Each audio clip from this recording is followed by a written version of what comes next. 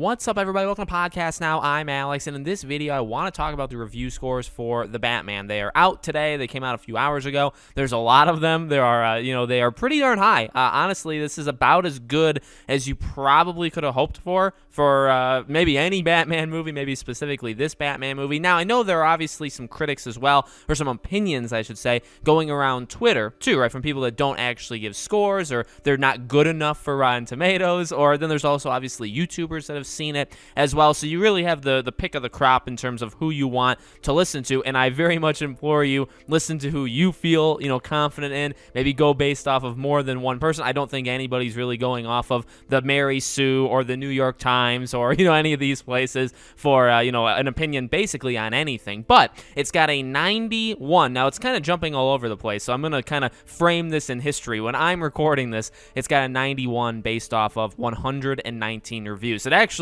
started out, I believe, at like a 94 based off 16. I think it was 94% based off 16, and then I checked it about 50 minutes later, and it jumped up over 100 more people reviewed it. So it's got a 91 now, so it's gone down a little bit. There's a couple negatives: San Francisco Chronicle, Seattle Times, New York Post, the LA Times. And by the way, I just want to make it clear, I'm not shaming these people. I don't really care what any of these people say in general. I want to, make the decision on my own of this movie. But it seems like people really, really like it. I would say generally, in terms of what people are kind of saying the most, I mean, there is a fair amount of people saying this is the best Batman movie. Now, I think that's pretty subjective. Maybe it's also because this is the one that they just saw now. Maybe it's because they're a critic, right? There's a whole bunch of reasons, and I'm not like purposely being negative here. I'm just trying to like take everything into consideration. I hope it is. I hope it is. Me as a person, I'm very excited to see this movie. I actually see it tomorrow night, and I'll have a review up Wednesday morning of my own thoughts, but I cannot wait to see this movie. So it is good. I mean, I'm not saying it's a negative thing. It's great to see people saying, number one, Robert Pattinson nailed it. I've seen a lot of praise for him. I've seen a lot of praise for the Riddler. I've seen a lot of praise for Colin Farrell. So I haven't seen too much on Catwoman. I don't know if that's a good or bad thing.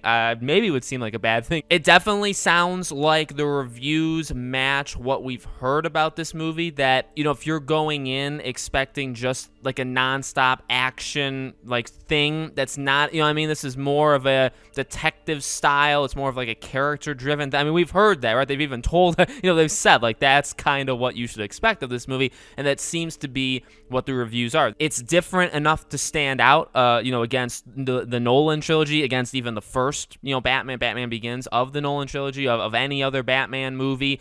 Now, what I have seen in terms of a negative, that's I wouldn't say everybody I've seen has said it, but a lot of people I've seen have said it, is that the third act is not good. I've actually seen it so far to say that. Like, the first two acts are incredible. They elevate it to being the kind of film that it is, and then the third act is not that. It's just not as good, or it's just not good at all. So that's, if that is true, that would be slightly disappointing that they didn't stick the landing. It's 3 hours long. I mean, it's like 2 hours, 56 minutes. It's a very, very long movie. So maybe it's just harder maybe it is hard, I should say, right, for the movie to like keep the attention going the entire time. Maybe it kind of gets into the realm of, well, maybe they show or do things or have scenes that like aren't necessary. But again, that's focusing pretty heavily on the negatives, and I'm sorry, I guess, for doing that. But it's because the positives are kind of everything else, right? When a movie has a 91%, when everybody seems to overwhelmingly like it. Again, there's a couple here and there. By the way, remember, Rotten Tomatoes is not like a 91 score. It didn't average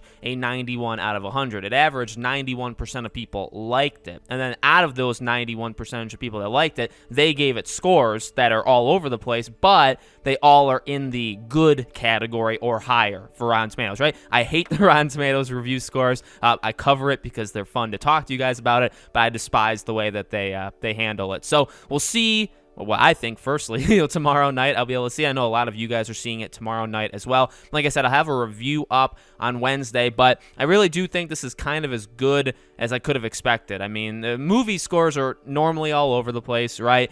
Getting like a 95 on Rotten Tomatoes truly, in my opinion, doesn't mean anything. Getting a 91 honestly doesn't mean anything. Getting a 35 or 40 doesn't mean anything. Bad movies that get reviewed bad could actually be really good to some people, and movies that get get reviewed really well could actually be really bad to people. So it's really a coin toss. But again, I mean, this is about as good as you could want, right? Maybe people were hoping for middle 90s, up towards even close to 100, but I mean, I just don't think that was ever realistic. I think low 90s, even high 80s, if it kind of continues to drop, I think still would be really, really awesome for a movie like this. So let me know what you guys think in the comments below. Make sure you're all subscribed to the channel, bell icon turned on. If you guys want to follow me anywhere else, I'll leave all my social media links in the description below, my Twitter, my second YouTube channel, as well as our Patreon and YouTube memberships. Thank you guys for watching, and I hope to see you all on the next video.